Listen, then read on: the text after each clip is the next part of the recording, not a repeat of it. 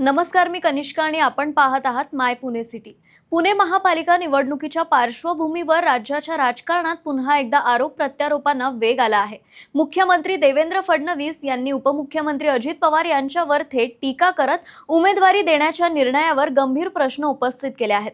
देवेंद्र फडणवीस म्हणाले की अजित पवार यांच्याकडून अशा प्रकारचे वर्तन अपेक्षित नव्हते। एकीकडे कोयता गँग सारख्या गुन्हेगारी प्रवृत्ती संपवण्याची भाषा केली जाते, तर दुसरीकडे गंभीर गुन्ह्यांशी संबंधित कुटुंबातील लोकांना निवडणुकीचे तिकीट दिले जाते। हे कितपत योग्य आहे असा सवाल त्यांनी केला।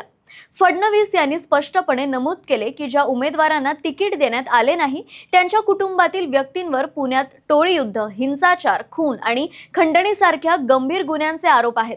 अशा पार्श्वभूमी असलेल्या व्यक्तींना निवडणूक लढवण्याची संधी देताना आपण शहराला नेमक्या कोणत्या दिशेने नेत आहोत याचा गांभीर्याने विचार होणे गरजेचे आहे, असेही ते म्हणाले।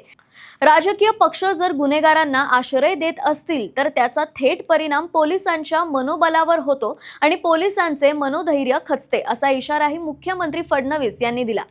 दरम्यान पोलीस यंत्रणा अधिक सक्षम करण्यासाठी राज्य सरकार विविध उपाययोजना राबवत असल्याची माहितीही मुख्यमंत्र्यांनी दिली।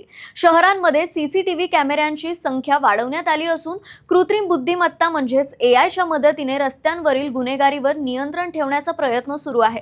तसेच राज्यात सुमारे 50,000 पोलिसांची भरती पूर्ण झाली असून पोलीस सेवा नियमांमध्ये बदल आणि पोलीस वसाहतींचे आधुनिकीकरणही करण्यात आले आहे। या वक्तव्यामुळे पुणे महापालिका निवडणुकीच्या प्रचारात राजकीय वातावरण अधिक तापण्याची शक्यता आहे। येत्या काळात या मुद्द्यावरून आरोप प्रत्यारोप आणखी तीव्र होतील असे संकेत मिळत आहेत।